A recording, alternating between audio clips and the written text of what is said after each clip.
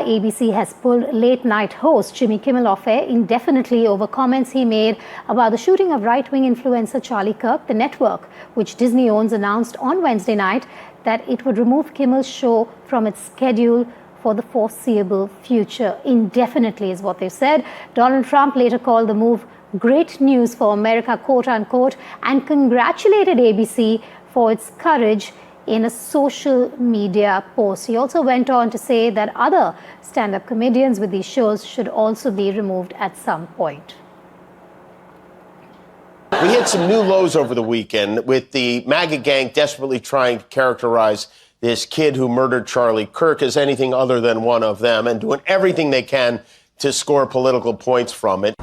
We were just about to walk in. Interestingly enough, they waited to pull the plug on this right as the studio audience was about to walk in. It wasn't like this morning or last night. They waited for everyone to come into work today. They didn't tell us what had happened. They just said that the show was canceled. Initially, my concern was, I hope everyone's okay, no one got injured. Priyanka Deo, our correspondent in the US, now joins me live. Priyanka, there's a deep divide clearly over this announcement. There's so many people who enjoy watching that show. What are you hearing? First, a way the nation is being divided is just the political polarization that has happened. Conservatives see Kimmel's remarks as part of a long-running trend in late-night shows skewing heavily left, targeting conservative figures and amplifying anti-MAGA narratives. They also view the suspension as evidence that conservative voices are underrepresented and vulnerable to bias. Now, liberals, on the other hand, are defending Kimmel as exercising free speech and political commentary, arguing that hosts have a right to criticize and critique public figures, especially in sensitive contexts. Both sides here have a point.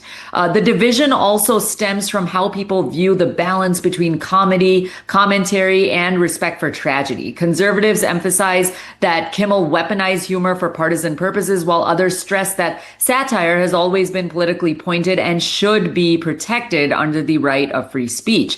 This controversy also amplifies skepticism about media objectivity overall. Some see mainstream media networks as enforcing a very left-leaning agenda, while others perceive regulatory pressure as necessary to curb potentially misleading commentary. The other factor here is just the demographics of America. Younger audiences are actually very highly accustomed to highly opinionated late night programming and may see this as very normal, whereas older viewers may feel that shows have abandoned pure comedy for political messaging, which is true whether late night shows lean left or lean right. So this cultural expectation gap feeds further division. Priyanka, I'm also very keen to understand how is the US media reacting to this piece of news? Media is definitely reacting to the Kimmel suspension. Outlets like ABC, CBS, and NBC affiliates report the suspension factually, emphasizing the controversy, regulatory comments, and audience reactions. They also focus on statements from ABC, Disney, FCC Chair Brendan Carr, who is a Trump appointee, and Nexstar affiliates. And some news outlets frame this as a free speech debate, while others highlight Kimmel's remarks as insensitive over Charlie Kirk's death. Conservative-leaning outlets are using this incident to criticize and critique late-night hosts for a very left-leaning bias, for corporate overreach, and the chilling effect on political commentary. They argue that this demonstrates a pattern of liberal commentary going unchecked, while conservative viewpoints are often criticized or silenced. That's the root of their argument. Social media platforms like X and Threads have also erupted with debate over this incident. Hashtags criticizing Kimmel trend among conservative voices, while liberal commentators and citizens defend the host's right to satire. The discussion underscores just the broader polarization that has happened online.